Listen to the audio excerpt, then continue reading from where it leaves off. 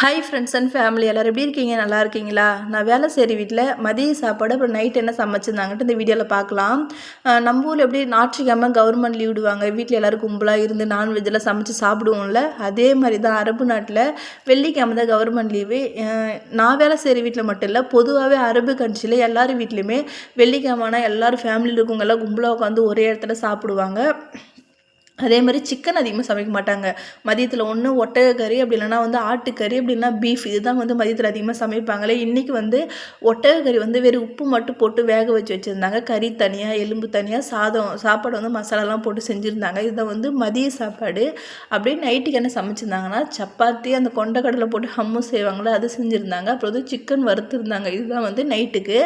எங்கள் ஓனர் 2 நாளாக வெளியே எங்கேயுமே போகல, வீட்டிலே தான் இருந்தாங்க. இன்றைக்கி கிளம்பிட்டாங்க. மதிய கிச்சன்லேருந்து எடுத்துன்னு வந்த கறி சாப்பிடாம வச்சுருந்தாங்க. நான் என்ன பண்ணாலும் வெங்காயம் தக்காளி மசாலாலாம் போட்டு கிரேவி மாதிரி செஞ்சு வச்சுருந்தேன்.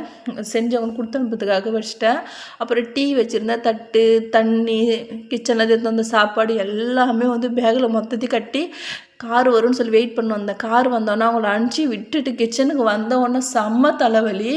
ஏற்கனவே குண்டாக இருக்கேன், இன்னும் குண்டானாலும் பரவாயில்லன்ட்டு ஒரு கிளாஸ் டீ ஊற்றி குடிச்சிட்டேன் ஃப்ரெண்ட்ஸ். Okay bye.